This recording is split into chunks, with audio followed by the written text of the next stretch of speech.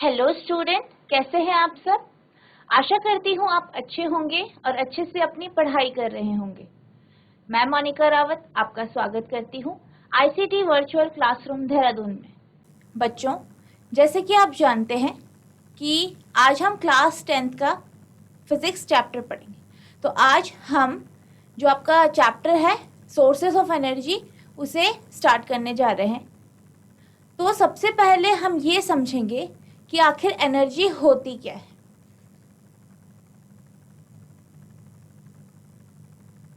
Energy यानी जिसे आप क्या कहते हैं, ऊर्जा कहते हैं हिंदी में।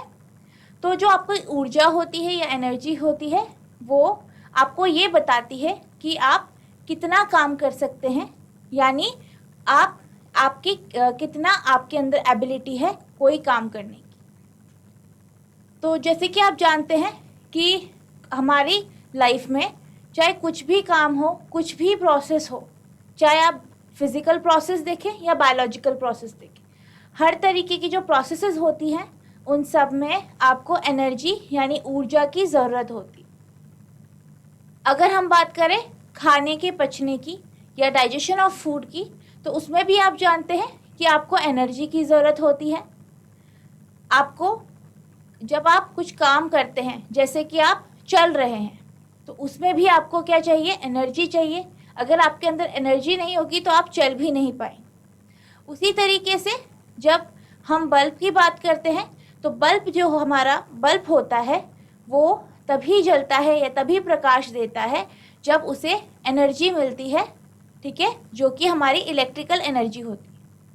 उसी तरीके से जब हम पंखे की बात करते हैं यानी फ़ैन की बात करते हैं और हम चाहते हैं कि जो हमारा फ़ैन है या पंखा है वो चले, तो उसके लिए भी हमें उसे एनर्जी देनी पड़ती है।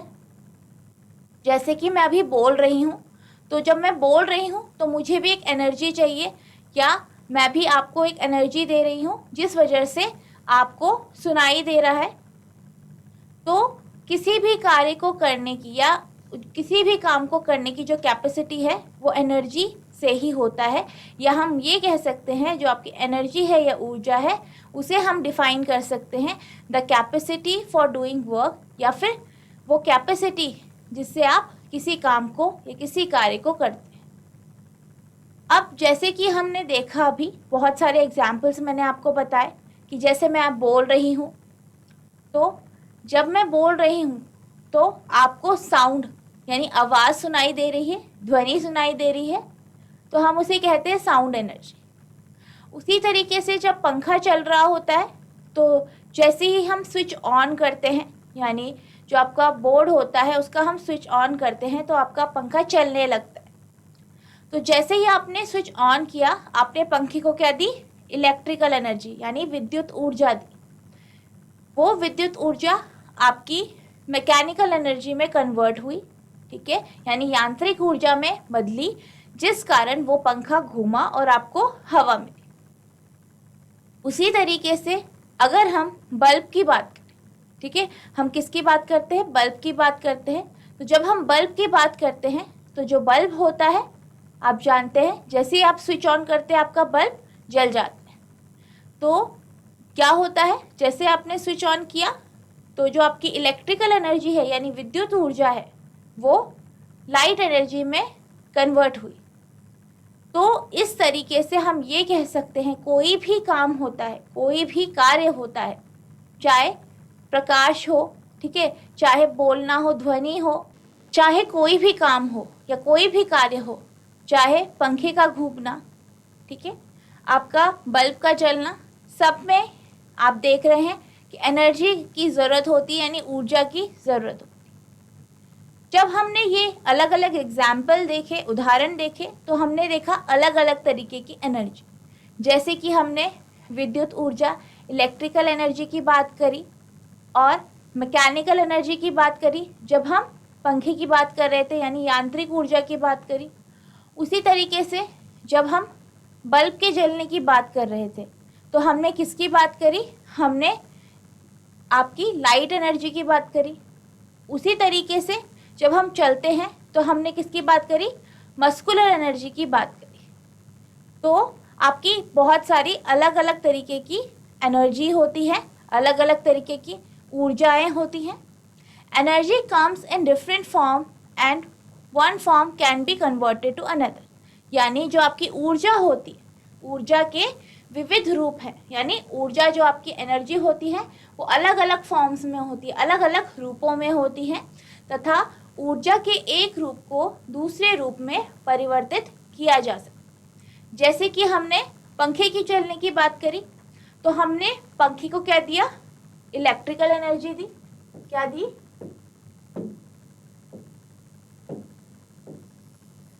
इलेक्ट्रिकल एनर्जी, या आप कह सकते हैं हमने क्या दिया पंखे को, विद्युत ऊर्जा। क्या दी, विद्युत ऊर्जा।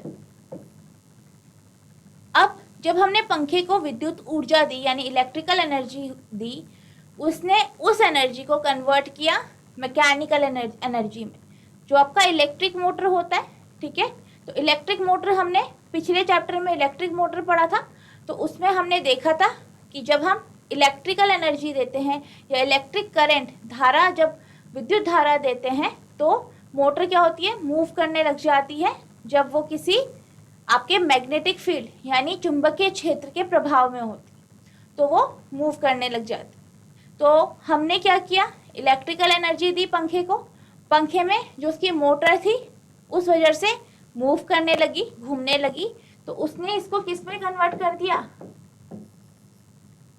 Mechanical energy. किस में कन्वर्ट किया, मैकेनिकल एनर्जी, यानी आपकी जो यांत्रिक ऊर्जा होती है उसमें इसे बदल। तो आप देख सकते हैं जब हम पंखे का उदाहरण ले रहे हैं या किसी फैन का उदाहरण ले रहे हैं तो हमारी इलेक्ट्रिकल एनर्जी बदल रही है आपकी मैकेनिकल एनर्जी में, यानी आपका एक फॉर्म एनर्जी का दूसरी फॉर्म में बदल रहा है। उसी तरीके से अगर हम बात करें आपका जो माइक होता है और स्पीकर होता है, अगर हम उसकी बात करें तो सबसे पहले हम माइक की बात करते हैं। जो आपका माइक होता है तो आप क्या करते हो, उस माइक के सामने बोलते हो। ठीक है, अपने मुंह के पास माइक को रख के उसके सामने बोलते हो। तो जब आप बोलते हो तो आप माइक को क्या दे रहे हो, साउंड एनर्जी। ठीक है, आप माइक को देते हो साउंड एनर्जी, जो बाद में आपकी इलेक्ट्रिकल एनर्जी या विद्युत ऊर्जा में बदल जाती है। यानी किसमें बदल जाती है, इलेक्ट्रिकल एनर्जी, जिसे आप विद्युत ऊर्जा कहते हैं। फिर आपका जो माइक होता है वो तार के माध्यम से यानी वायर के माध्यम से किससे कनेक्ट होता है, किससे जुड़ा होता है, स्पीकर से जुड़ा होता है। तो उस तार के माध्यम से आपने साउंड एनर्जी को इलेक्ट्रिकल एनर्जी में कन्वर्ट किया माइक के थ्रू, और तार के माध्यम से वो फ्लो हुआ। जब वो वहाँ से फ्लो हुआ फिर वो कहाँ गया, स्पीकर पे गया।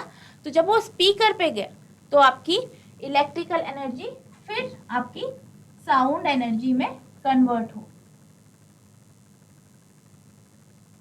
तो आप देख सकते हैं हमने जो ये दो एग्जाम्पल लिए कि आपकी एक फॉर्म एनर्जी की दूसरी फॉर्म में कन्वर्ट हो रही है, यानी एक तरीके की जो आपकी ऊर्जा है वो दूसरे तरीके की ऊर्जा में बदल रही है, फिर वो दूसरे तरीके की, फिर तीसरे तरीके, यानी जो आपकी ऊर्जा होती है, जो एनर्जी होती है वो अलग अलग फॉर्म्स में होती है, और एक फॉर्म, एक रूप को आप दूसरे रूप में परिवर्तित कर सकते।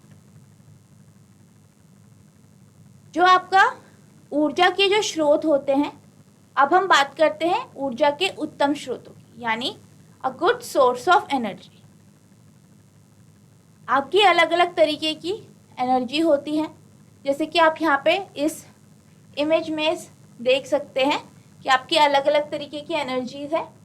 जैसे कि पहले आपको मैकेनिकल एनर्जी दी गई है, फिर heat energy, light, chemical energy, sound energy, magnetic energy, electrical energy और एटॉमिक एनर्जी। सबसे पहले हम बात करते हैं मैकेनिकल एनर्जी, यानी जो आपकी यांत्रिक ऊर्जा होती है उसकी। तो जैसे कि मैकेनिकल जो शब्द है, हम जानते हैं मैकेनिकल का मतलब होता है मूवमेंट या फिर मोशन से जो कनेक्टेड होता है, यानी जो आपका गति से कनेक्टेड होता है। तो आप देख सकते हैं यहाँ पे आपको मैकेनिकल एनर्जी के अलग अलग एग्जाम्पल दिए गए हैं, जैसे कि एक आदमी एक बड़े से ब्लॉक या किसी पत्थर को उसको क्या कर रहा है, हिला रहा है, तो वो धक्का दे रहा है, यानी उसे पुश कर रहा है। तो जब उसे वो पुश कर रहा है तो वो क्या दे रहा है, उसे मैकेनिकल एनर्जी दे रहा है, जिस कारण जो आपका पत्थर है या बड़ा ब्लॉक है वो मूव करेगा या गति में आएगा। उसी तरीके से दूसरा एग्जाम्पल है कि एक बच्चा जो है वो बॉल से खेल रहा है और वो अपने पैरों से उस बॉल पे क्या करता है, किक करता है। तो जब वो उसे किक करता है तो बॉल क्या होती है, उछल जाती है, मूव करती है। तो यहाँ पे आप देख सकते हो जैसे ही बच्चे ने उस बॉल को किक करा तो बच्चे जो बॉल है वो मोशन में आया, यानी उसने उसे मैकेनिकल एनर्जी दी। इसी तरीके से जब हम बात करते हैं एक सेब के गिरने की, यानी एक पेड़ है उससे सेब गिर रहा है, ठीक है, एप्पल गिर रहा है, तो किस फोर्स के अंडर गिर रहा है, वो ग्रेविटी या गुरुत्वाकर्षण में वो गिर रहा है। तो आप देख सकते हैं वो अपनी जगह से उसने क्या किया, अपनी स्थिति को बदला, यानी उसने अपनी जगह बदली, मोशन हुआ। तो ये क्या है आपका, ये भी एक एग्जाम्पल है मैकेनिकल एनर्जी या यांत्रिक ऊर्जा। अब हम बात करते हैं हीट एनर्जी। हीट यानी गर्मी, ठीक है, जो आप ऊष्मा की बात करते हैं तो आप हीट को क्या बोलते हैं, ऊष्मा बोलते हैं। तो यहाँ पे आपको अलग अलग एग्जाम्पल दिए गए हैं। पहला आपका आग जो होती है, जो आप लकड़ियों से जलाते हो, तो जैसे ही आप आग जलाते हो तो आपको ऊष्मा मिलती है, यानी आपको हीट एनर्जी मिलती है। इसी तरीके से जब हम पानी को गर्म करते हैं, आप जानते हैं पानी को जब हम गर्म करते हैं तो वो गर्म होता है, ठीक है, और भाप में बदलने लग जाता है। तो आपने क्या किया, पानी को क्या दी, हीट एनर्जी दी, तो वो हीट एनर्जी से भाप में बदल गया, ठीक है, या फिर जो आप बोलते हैं वाष्प में बदल दिया। अब हम बात करते हैं ट्रेन की, ठीक है, स्टीम इंजन या ट्रेन की बात करते हैं। उसमें हम, आप जानते हैं, कोयला या कोल का प्रयोग करते हैं। तो आप क्या करते थे, उसमें कोयले को जलाते थे। तो जब कोयला जलता था तो वो क्या करता था, हीट एनर्जी या ऊष्मा को उत्पन्न करता था, जिस कारण जो आपका स्टीम इंजन है या जो ट्रेन है वो चल पाती। अब हम बात करते हैं लाइट एनर्जी की। तो जैसे कि आप जानते हैं कि जो आपका सन होता है या सूर्य होता है वो क्या है, एक तारा है, यानी स्टार है। उसकी अपनी हीट और लाइट, यानी उसकी अपनी ऊष्मा और प्रकाश होता है। तो वो आपको क्या देता है, लाइट देता है, यानी प्रकाश देता है। तो आपका जो सन है या सूर्य है वो लाइट एनर्जी का एक एग्जाम्पल है या उदाहरण है। अब हम बात करते हैं टॉर्च की। आप जानते हैं जैसे ही आप टॉर्च का स्विच ऑन करते हो वो क्या देता है, लाइट देता है। यानी जो आपका टॉर्च होता है, टॉर्च में आपके सेल होते हैं। तो जैसे ही आप ऑन करते हो एक कनेक्शन बन जाता है, एक सर्किट, प्रॉपर सर्किट या जो आपका परिपथ होता है वो बन जाता है, जिस कारण जो आपका टॉर्च होता है वो प्रकाश देता है या रोशनी देता है। अब हम बात करते हैं आपका जो बल्ब होता है। जैसे ही आप बल्ब को कनेक्ट करते हो एक सर्किट में या किसी परिपथ में, आप उसे जोड़ते हो और एक प्रॉपर कनेक्शन बनाते हो, एक पूरा सर्किट कंप्लीट होता है, पूरा होता है आपका सर्किट, तो आपका जो बल्ब होता है वो जलने लग जाता है, यानी वो प्रकाश देता है। तो जो आपका एक बल्ब होता है वो भी एक एग्जाम्पल है, एक उदाहरण है किसका, लाइट एनर्जी। अब ये आपके पहला आपका मैकेनिकल एनर्जी हमने पढ़ी, दूसरा हीट एनर्जी, तीसरा आपकी लाइट एनर्जी। अब जो आपका चौथा टाइप जो है वो है केमिकल एनर्जी, रासायनिक ऊर्जा। जब हम केमिकल एनर्जी की बात करते हैं तो आप ये समझ सकते हैं कि ये केमिकल से कनेक्टेड या रसायन से कनेक्टेड होता है। जुड़ा हुआ होता है। यहाँ पे आपको एग्जाम्पल दिया गया है एक माचिस की तीली। जो आपकी माचिस की तीली होती है उसके आगे जो होता है केमिकल लगा होता है, उसको जब आप माचिस की तीली को जब आप स्ट्राइक करते हो, ठीक है, उसको रगड़ते हो तो क्या होता है, इससे आग जलती है।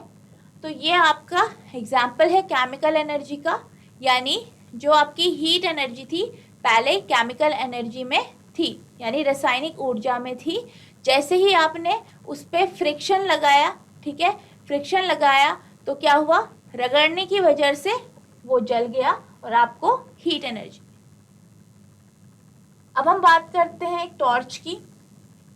आपने जब टॉर्च पढ़ा था तो आपने उसमें सेल की बात की। किसकी बात की थी, सेल की बात की थी।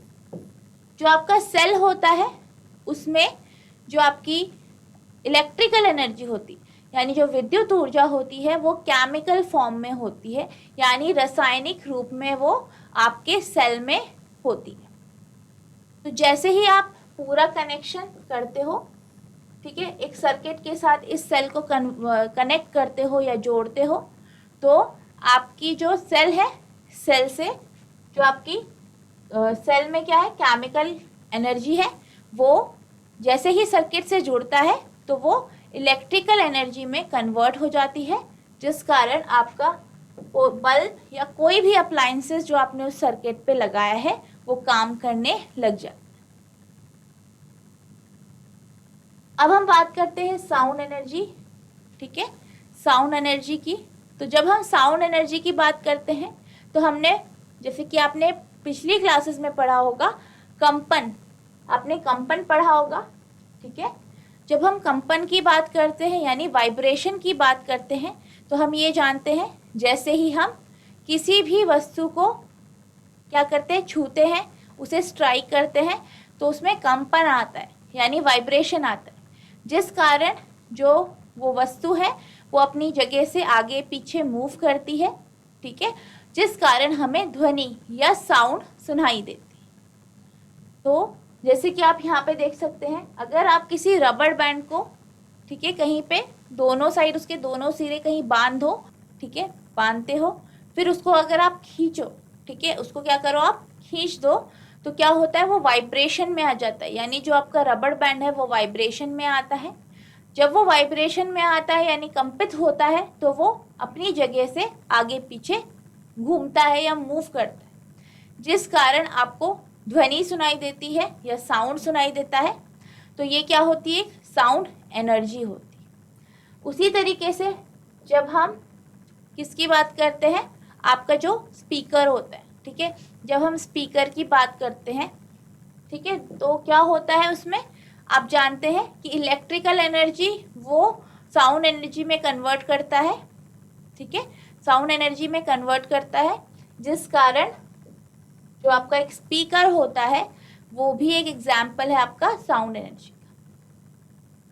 अब जब हम बात करते हैं किसी गिटार या किसी भी म्यूजिकल इंस्ट्रूमेंट की, तो आप ये जानते हैं कि जो आपका गिटार होता है उसमें बहुत सारी स्ट्रिंग्स या तारे होती हैं जिनको आप खींचते हो, ठीक है, जिन्हें आप प्लग करते हो, खींचते हो, और प्लग करने की वजह से जो वो तारें होती हैं वो वाइब्रेट करती हैं यानी कंपित होती हैं और अपनी जगह में आगे पीछे मूव करती हैं, जिस कारण आपको ध्वनि सुनाई देती है।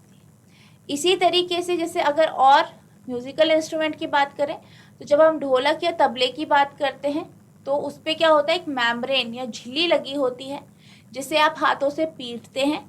तो जब आप उस झिल्ली को पीटते हैं तो वो वाइब्रेशन में आती है और आपको साउंड एनर्जी या फिर जो आपकी ध्वनि होती है वो आपको सुनाई देती है। अब हम बात करते हैं मैग्नेटिक एनर्जी, चुंबकीय ऊर्जा की बात करते हैं। तो आप जानते हैं कि जब आप किसी चुंबक को किसी लोहे की चीज़, चाहे आपके लोहे की कीलें हो या कोई भी चीज़ हो, उसके पास लेके आते हो तो जो चुंबक होता है वो उसको अपनी तरफ आकर्षित करता है। तो यहाँ पे जो आपको एक एग्जाम्पल दिया गया है, आप देख सकते हैं कि आप चुंबक की मदद से एक बड़े से चुंबक की मदद से एक कार को ऊपर उठा पा रहे हैं। तो ये बेसिकली किस वजह से हो रहा है? मैग्नेटिक एनर्जी या चुंबकीय ऊर्जा की वजह से हो रहा है। अब हम बात करते हैं इलेक्ट्रिकल एनर्जी की, ठीक है, यानी विद्युत ऊर्जा की। आपके घर में, ठीक है, पोल्स जो होते हैं, पोल्स, टावर्स होते हैं, पोल होते हैं, उनके माध्यम से आपके घर में इलेक्ट्रिकल एनर्जी आती है, यानी जो आपकी विद्युत ऊर्जा है वो आपके घरों तक आती है। इस विद्युत ऊर्जा की वजह से आपके घर के बहुत सारे अप्लायंसेस चलते हैं, जैसे कि आपके पंखे, टीवी, बेल हो गई, जो आपके स्कूल में इलेक्ट्रिक बेल होती है, ये सब चीज़ें, ये सब आपकी किससे चलती है? इलेक्ट्रिकल एनर्जी से चलती है। यानी आप अपने घरों में जिस भी इलेक्ट्रिकल अप्लायंसेस का यूज़ करते हो वो सारी की सारी चीज़ें आपकी इलेक्ट्रिकल एनर्जी से चलती हैं। अब हम बात करते हैं एटॉमिक एनर्जी की, ठीक है। तो जब हम एटॉमिक एनर्जी की बात करते हैं तो आपने सुना होगा कि जो आपके एटॉमिक जो सेंटर्स होते हैं, ठीक है, जो आपके एटॉमिक एनर्जी होती है उसको हम किसके लिए यूज़ करते हैं? परमाणु ऊर्जा, न्यूक्लियर एनर्जी बनाने के लिए यूज़ करते हैं, जिससे हम अपने डिफेंस के इक्विपमेंट जो होते हैं उनको बनाते हैं, ठीक है, बम्स को बनाते हैं, जो बम होते हैं उनको बनाते हैं, और आपकी ऊर्जा को, यानी जो आपकी एटॉमिक एनर्जी है उससे हम बिजली या फिर इलेक्ट्रिकल एनर्जी को भी उत्पन्न करते हैं। तो जो हमारे फॉर्म ऑफ एनर्जी है, यानी जो एनर्जी के अलग अलग तरीके की जो एनर्जी है या रूप है, वो ये है: mechanical energy, electrical energy, light energy, chemical energy,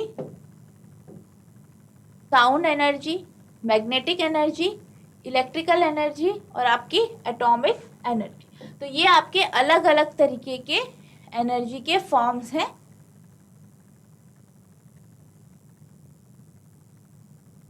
अब हम बात करते हैं कि जब भी हम किसी भी ऊर्जा के स्रोत को जब हम सेलेक्ट करते हैं, ठीक है, तो हमें क्या क्या चीज़ें देखनी पड़ती हैं। अगर हम सिंपली एक ईंधन की बात करें, यानी फ्यूल की अगर हम बात करें, तो जब भी हम किसी फ्यूल के बारे में या ईंधन के बारे में हम देखते हैं या सोचते हैं कि हमें कैसा फ्यूल यूज़ करना है, तो वो आपकी जगह, यानी आप कहाँ रहते हो, किस जगह में आप रहते हो, उसके ऊपर डिपेंड करता है। अगर आप शहरों में रहोगे तो आप जानते हो आप एलपीजी का यूज़ करते हो, इंडक्शन चूल्हा का यूज़ करते हो अपने खाना बनाने के लिए। अगर हम गांव की या फिर ऐसी जगह की बात करें जो जंगलों से सटे होते हैं, तो वहाँ लोग लकड़ी का यूज़ करते हैं, ठीक है, अब आग जलाने के लिए या ईंधन के रूप में लकड़ी का प्रयोग करते हैं। तो इसी तरीके से जिस तरीके की आपकी ज्योग्राफिकल कंडीशन होती है, यानी भौगोलिक स्थिति होती है, जिस जगह आप रहते हैं, आपका जो ईंधन है वो उस जगह पे भी डिपेंड करता है। अगर हम बात करें किसी अच्छे सोर्स की, यानी किसी अच्छे सोर्स, यानी गुड सोर्स ऑफ एनर्जी, या जो अच्छे स्रोत की बात करें, किसी भी ऊर्जा के अच्छे स्रोत की बात करें, तो हम ये समझते हैं कि जब हम किसी भी ऊर्जा के स्रोत को सेलेक्ट करेंगे या किसी भी ऊर्जा के स्रोत का चयन करेंगे, तो हम ये देखेंगे कि आपको उससे ऊर्जा कैसी मिलेगी, ठीक है, वो कितनी आपको ऊर्जा देगा, एनर्जी देगा, यानी वो कितनी हीट आपको प्रोवाइड करेगा। अगर आप ईंधन की बात करें, क्या उससे धुआं होगा या नहीं होगा, क्या वो आपको ईजिली यानी आसानी से आपको मिल पाएगा या नहीं, और वो कितना वो सस्ता है या नहीं, या अबंडेंस में आपके आसपास है या नहीं, ये आप देखेंगे। The particular source of energy और fuel we select for performing some work depends on many different factor. यानी अगर हम किसी भी कुछ काम के लिए, कुछ कार्य को करने के लिए किसी विशेष ऊर्जा अथवा इंजन का चयन अनेक कारकों पर निर्भर करता है। यानी अगर आप किसी भी ऊर्जा के लिए, किसी भी काम के लिए कोई भी ऊर्जा या कोई भी जो आपका एनर्जी का जो सोर्स है, ठीक है, उसे सेलेक्ट करते हो या किसी ईंधन या किसी फ्यूल को सेलेक्ट करते हो, तो वो बहुत सारी चीज़ों पे या बहुत सारे जो फैक्टर्स होते हैं यानी कारक होते हैं उन पे वो निर्भर करते हैं। While selecting a fuel, we would ask ourselves the following question, यानी जब भी हम किसी ईंधन का चयन करते हैं तो हम अपने आप से या स्वयं से कुछ हमें क्वेश्चन करने चाहिए, कुछ प्रश्न हमें पूछने चाहिए। जैसे कि पहला है, जब आप ईंधन को सिलेक्ट कर रहे हो यानी फ्यूल को सिलेक्ट कर रहे हो तो आपका पहला क्वेश्चन यही होगा, how much heat does it release on burning, यानी जब हम उस फ्यूल को, उस ईंधन को जब हम जलाएंगे तो वो कितनी एनर्जी यानी कितनी ऊर्जा, ठीक है, या कितनी ऊष्मा जो है वो उत्पन्न करेगा, ठीक है, कितनी ऊष्मा वो उत्पन्न करेगा जब हम उसे जलाएंगे। सबसे पहले ये पॉइंट आता है जब भी आप किसी ईंधन या फ्यूल को सेलेक्ट करें। दूसरा, does it produce a lot of smoke, क्या यह अत्यधिक धुआं उत्पन्न करेगा, क्या यह बहुत सारा धुआं उत्पन्न करेगा। अगर ये ज़्यादा धुआं उत्पन्न करता है तो क्या हमारे नुकसान हो सकते हैं, ये हम देखेंगे। इज़ इट ईजिली अवेलेबल, क्या ये आसानी से उपलब्ध होगा, क्या ये हमें आसानी से मिल पाएगा।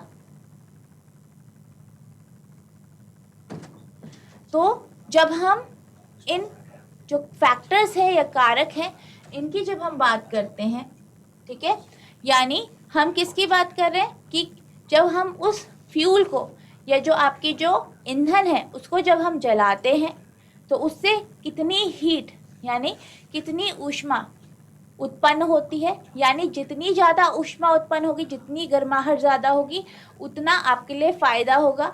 या फिर आप ये कह सकते हैं कि आप उसकी जो हीट एनर्जी है, ठीक है, उसको आप कंट्रोल कर पा रहे हो या नहीं, इसके ऊपर डिपेंड करता है।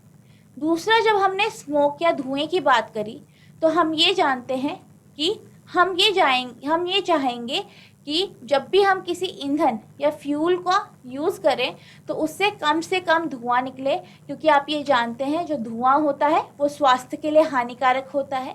जब हम किसी भी ईंधन को सेलेक्ट करते हैं या चयनित करते हैं तो हम ये भी देखते हैं कि उससे कितना स्मोक निकल रहा है, यानी उसमें से कितना धुआं निकल रहा है। आप ये जानते हैं कि जो धुआं होता है वो स्वास्थ्य के लिए हानिकारक होता है, यानी अगर हम जब भी किसी ईंधन को यूज़ करेंगे या प्रयोग करेंगे उसमें से धुआं कम निकलना चाहिए, ताकि जो व्यक्ति उस ईंधन का क्या कर रहा है, यूज़ कर रहा है, ठीक है, उपयोग कर रहा है, उसको धुआं ना लगे या कम लगे और उसकी स्वास्थ्य पे फर्क ना पड़े। तीसरी बात हमने इजीली अवेलेबिलिटी की करी, यानी आसानी से जो उपलब्धता है उसकी बात करी। तो जो फ्यूल या जो ईंधन हमें आसानी से मिल जाएगा यानी आसानी से उपलब्ध होगा वो हमें कम कॉस्ट का पड़ेगा या हम उसका ज़्यादा प्रयोग कर पाएंगे या उपयोग कर पाएंगे। अगर हमें कम, या आप कह सकते हैं कि कोई भी हम ऐसे ईंधन का यूज़ करते हैं या प्रयोग करते हैं या उपयोग करते हैं, किसी एक ऐसे ईंधन का उपयोग करते हैं या यूज़ करते हैं जो हमें इजीली अवेलेबल नहीं है, तो हम क्या करेंगे, हम उसको कम यूज़ करेंगे, क्योंकि वो हमारी जो हमें महंगा पड़ेगा और हमारे लिए डिफ़िकल्ट होगा उसे खरीदना या मुश्किल हो जाएगा उसको खरीदना। तो कहीं ना कहीं कुछ ये फैक्टर्स हैं जिसके ऊपर हम किसी भी जो फ्यूल है या ईंधन है उसको हम सेलेक्ट करते हैं कि किस तरीके का हमें फ्यूल या ईंधन की ज़रूरत है। पहले तो हमने कि हमारा जो ईंधन है या फ्यूल है उसकी क्वालिटी क्या होनी चाहिए उसके बारे में हमने बात करी। तो हम ये जानते हैं कि हम ये बात कर रहे थे कि जो आपका ईंधन है उससे आपको ज़्यादा ऊष्मा मिलनी चाहिए, ज़्यादा ऊष्मा मिलेगी यानी कि आपका कार्य ज़्यादा होगा। तो कहीं ना कहीं जो हमारा फ्यूल है या ईंधन है उसका जो सिलेक्शन है, यानी हम उसको जब चयन करेंगे तो हम ये भी देखेंगे कि वो काम कैसा कर पाए, यानी the fuel selected also depends on the work to be done. ईंधन का चयन किया गया है वह किए जाने वाले कार्य पर भी निर्भर करता है, यानी वो कितना कार्य करे। जैसे कि हम जानते हैं हम जब ईंधन का प्रयोग कर रहे हैं या उपयोग कर रहे हैं, ठीक है, जब हम ईंधन का यूज कर रहे हैं, उपयोग कर रहे हैं, तो जो ईंधन होता है उससे वो हम क्यों यूज करते हैं? ताकि हम खाना बना सके या अपने कमरे को गर्म कर सके। तो हम ये जानते हैं कि हम उसके बारे में जब बात करते हैं तो हम हीट या ऊष्मा की बात करते हैं। तो जितनी ज्यादा ऊष्मा आपकी जो फ्यूल है, ठीक है, जो ईंधन है वो देगा, उतना ज्यादा वो अच्छा कार्य कर पाए। We choose one fuel for cooking and one fuel for heating the room in winters। यानी आप जानते हैं जब भी आप घरों में होते हो सर्दियों में, आप एक तरीके का जो फ्यूल होता है यानी ईंधन होता है आप खाना बनाने के लिए यूज करते हो, दूसरे तरीके का आप कमरे को गर्म करने के लिए यूज करते हो। जैसे कि आपका जो रूम हीटर होता है, आप क्या रूम हीटर से क्या करते हो? अपने कमरे को गर्म करते हो, ठीक है। और जो आपका क्या होता है, आपका जैसे इंडक्शन चूल्हा हुआ या एलपीजी हुआ, वो आप खाना गर्म करने के लिए यूज कर। तो आप अलग अलग तरीके के ईंधनों का यूज कर रहे हो या प्रयोग कर रहे हो। जैसे कि अगर हम ग्रामीण इलाकों की बात करें तो वहां हम कमरे को गर्म करने के लिए कोयले का यूज करते हैं, यानी कोयले का उपयोग करते हैं। तो उसको हम अंगीठी में रखते हैं ताकि कमरा हमारा गर्म हो जाए। और जब हम खाना बनाने की बात करते हैं तो हम लकड़ी का यूज करते हैं या लकड़ियों का उपयोग करते हैं ताकि उसमें जो उसकी जो आग है वो अच्छी जले और खाना भी अच्छा है।